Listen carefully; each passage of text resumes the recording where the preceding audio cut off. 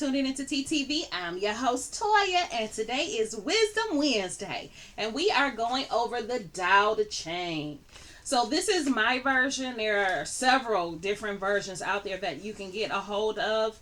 What the Tao Te Ching is, if you're not familiar with it, it's basically just a list of old proverbs, okay? Old, wise Chinese proverbs. And they come in verses. It's not a religious text. This is more philosophical, okay? So it's just different ways of looking at basically life and how you can look at it in a different way and enlighten yourself. So one of the things that I love about it is the fact that no matter how long it's been around, because it's been around for 4,500 years, and it still applies and there's still relevance in even our day-to-day lives today. Okay, so 4,500 years later, this stuff is still relevant, and that's one of the things that I find very fascinating with it. The subject for today is, of course, judging by the title, is war. What is it good for, right? So that's what the verse title is just war. I added that because when you say war, first thing I think is, what is it good for? Absolutely nothing. Say it again now.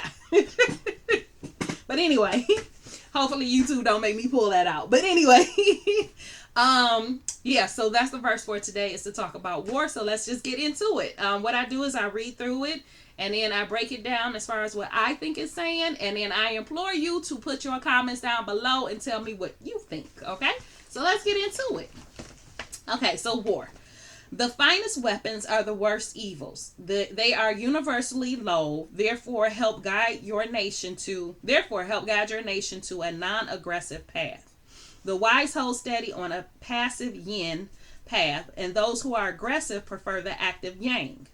Weapons are instruments of coercion and devils of death. Resort to them only in dire necessity.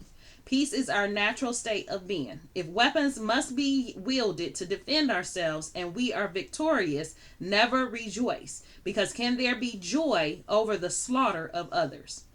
On joyous occasions, we atone with the yang side. On sad occasions, with the yin. During the battle, the soldiers are on the left yang side, engaging in combat. The commanders are on the right yin side, observing the action.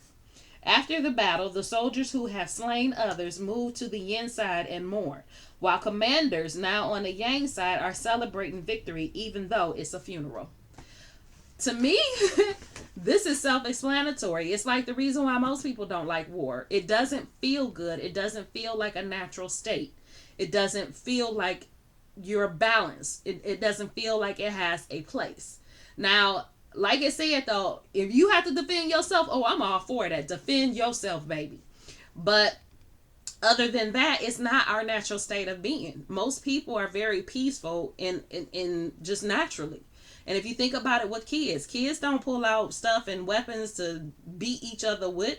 I mean, they do when they get angry and they mad because they can't, they have to share their toys or something. They might throw something.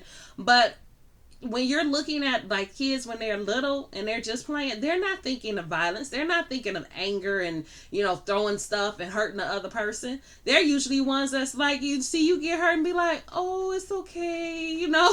They the ones that come to comfort you. So it's not a normal state for us humans to be in that, feeling of needing to kill and destroy another human.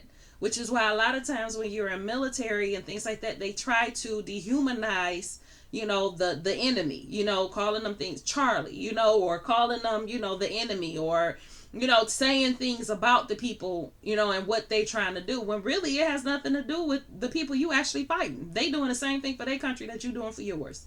So I've always been one of those where, and I know some people might not like what I'm about to say, but I've always been one of those where instead of destroying so many lives, if you have two people, you in one country, they in the other country, and y'all want to go back and forth, and fight over something, why don't the two of y'all get in the ring and battle it out? Why don't we hand y'all some guns and y'all battle it out instead of sending people's kids and children over there for fighting?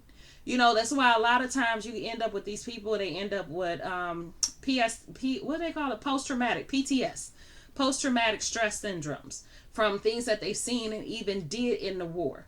Or they end up with those delusionary issues. You know, like somebody who, I'll give you an example. There was a pilot who was supposed to be dropping bombs, and he no longer could fly because he couldn't use his arm.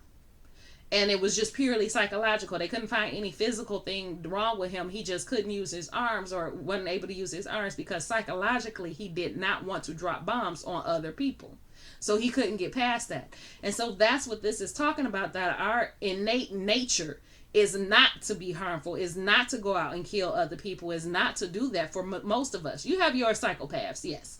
But for the average Joe and Jane, we don't come across like that. We don't feel like that. It goes against our nature.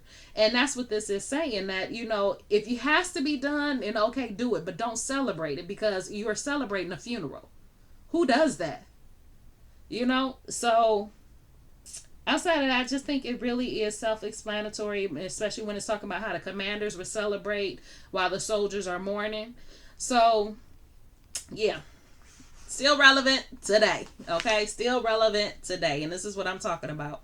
So usually I go through each verse. I'm not gonna do that this time because it's so plain and simple. Like it's just right there. It's telling you everything. So I don't feel a need to go through it, each one. But like I said, those couple of ones, like celebrating the funeral, and for the commanders, they're being excited over their victory, which is, your victory is slaughtering other human beings. Like if we really think about it on a basic level, that's what you're celebrating, is the slaughtering of other human beings. So, like I said, war is not one that most people like talking about. I know I'm not fond of it, for that reason, because I feel like it's a waste of life. It really has to do with the people up top, you know, wanting to control things and wanting power and wanting something. And it trickles down to everybody below. And a lot of times I feel they will say whatever they have to say to make you comfortable with going over there and carrying out their objectives. So I really think that there's enough in this world. There's enough food. There's enough resources. There's enough of everything for everybody, that we don't need to sit back and fight over it. All we need to do is just share, look out for one another, and, you know, live life like that. But according to Matrix, we would never be satisfied with that. So it doesn't happen.